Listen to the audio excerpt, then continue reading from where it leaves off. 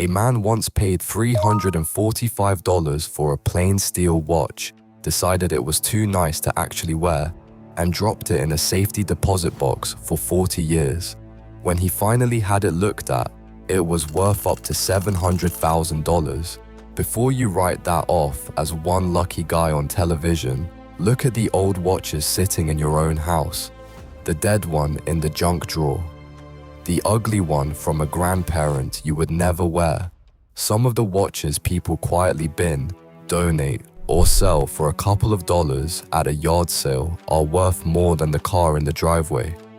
I'm going to show you the exact ones people throw out, why they look like junk, and the one thing to check on the back before anything leaves your house.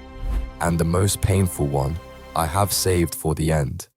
Now I want to be straight with you, because most of the old watches in most junk drawers really are worth about what you would guess.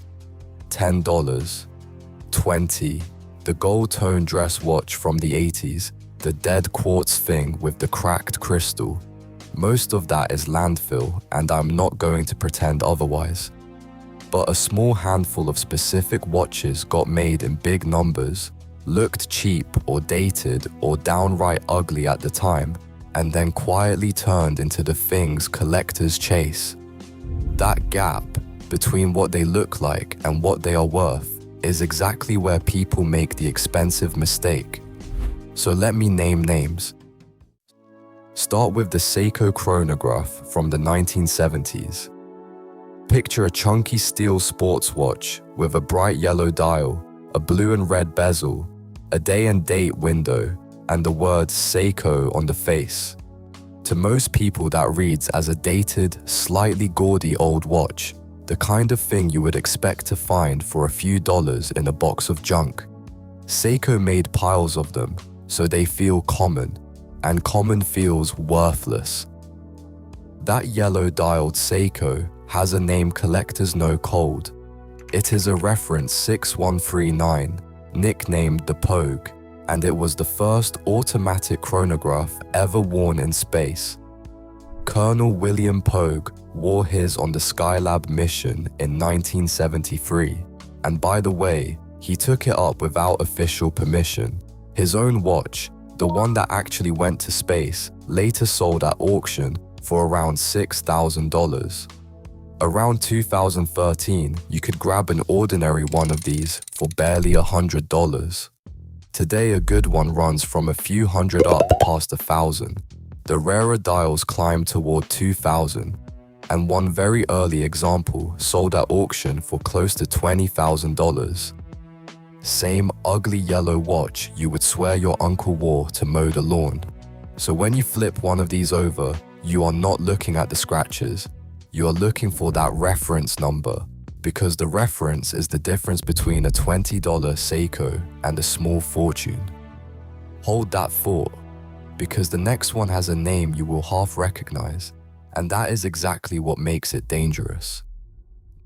Number 2 is a plain steel chronograph with the word Heuer on the dial. Not Tag Heuer, just Heuer, which is what the brand was called before 1985. And that is the trap, because to a lot of people, an old Heuer looks like a lesser, older version of a watch you would see in a mall, a scratched up chrome sports watch worth maybe $50. What they are actually holding is something like a Heuer Altavia or a Carrera from the 1960s. These were racing chronographs, worn on the wrists of real Formula One drivers like Jochen Rindt and Jo Siffert, and inside a lot of them sits a Valjoux 72, the exact same movement Rolex used in the vintage Daytona.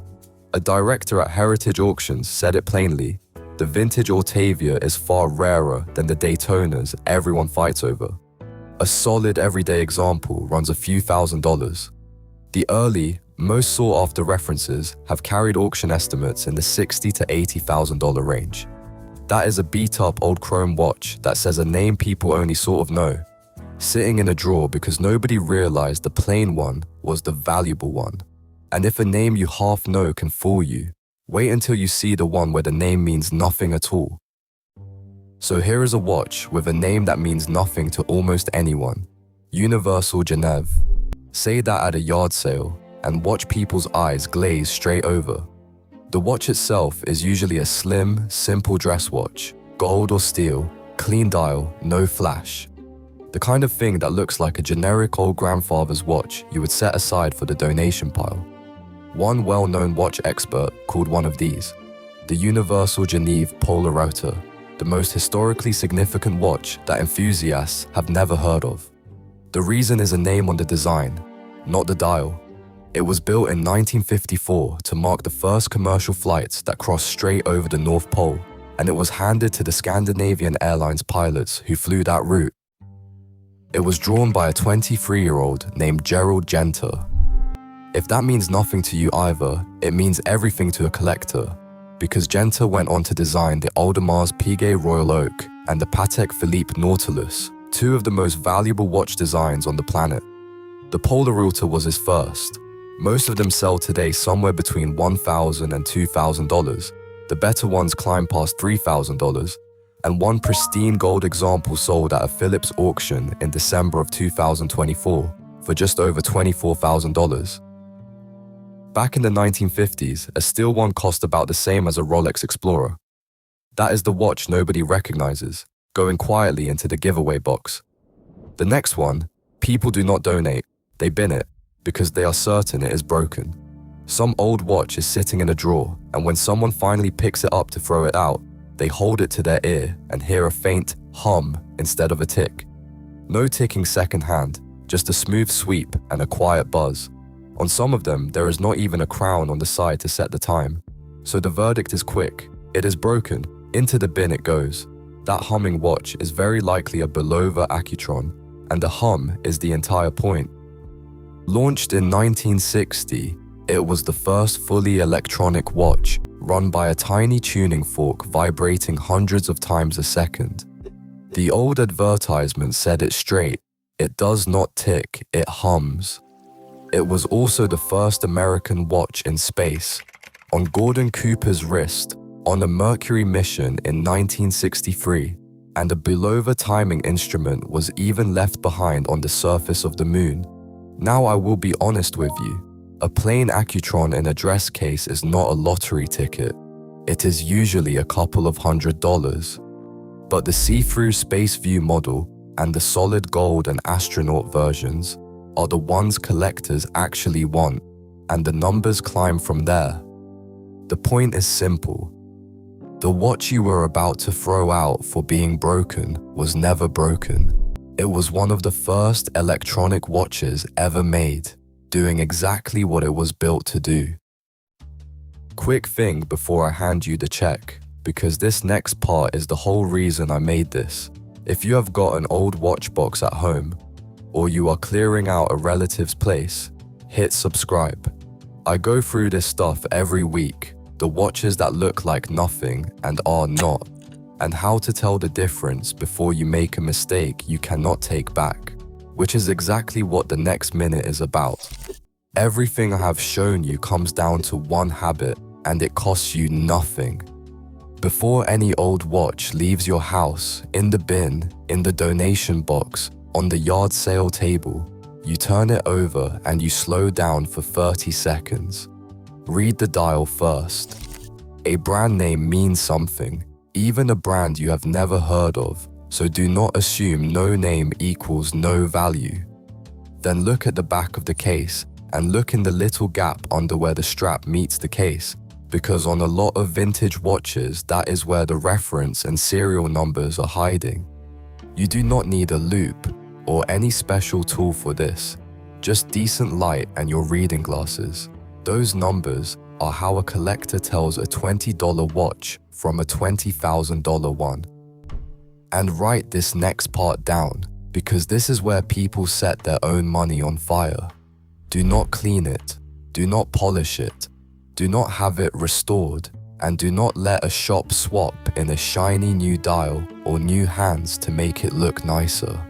On these watches, the scratches, the faded dial, the worn-in original parts, that is the value. An appraiser on the Antiques Roadshow once told a man his watch was worth a fortune, then warned him, that if he so much as wore it and rubbed the finish, the price would fall by hundreds of thousands.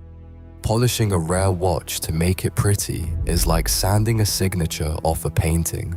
And whatever you do not panic sell it to the first buyer who waves cash at you on the spot. Get it looked at first by someone who actually knows vintage watches before you ever decide it is worth nothing. Which brings me back to the man from the very start, and the most painful one I promised you. In 1974, a young airman ordered a Rolex through the exchange store on his base because he had heard it was a good watch for scuba diving. It was a plain steel chronograph, a Rolex Oyster Cosmograph Daytona, and it cost him $345, close to a month's pay at the time. When it arrived, he looked at it and decided it was too nice to drag through salt water, so he never wore it.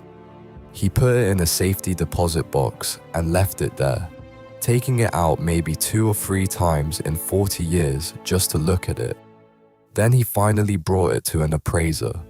Because it had never been unworn, still had its box and its papers, and even had the original foil sticker still stuck to the case back, the appraiser told him it was worth somewhere between $500,000 and $700,000. The man was so stunned, he dropped to the floor. That model is the kind Paul Newman made famous, and Newman's own version sold at auction for about $17 million. But here is the part that ties this whole thing together. The appraiser told him not to wear it because even wearing it and scuffing it would knock the value down to around $400,000. Same watch, hundreds of thousands of dollars, decided entirely by whether somebody left it alone. So the next time you are about to bin the ugly one, donate the dead one, or wipe the old one down to make it shine, stop, turn it over, find the numbers. That 30 seconds is the difference between clearing out some clutter and throwing away the most valuable thing in the house. If you want to know which brand names on a dial should make you stop cold, and which old watches really are worth nothing no matter what a seller tells you, that is the next one to watch, because that is what keeps you from being the person telling the story about the one you gave away.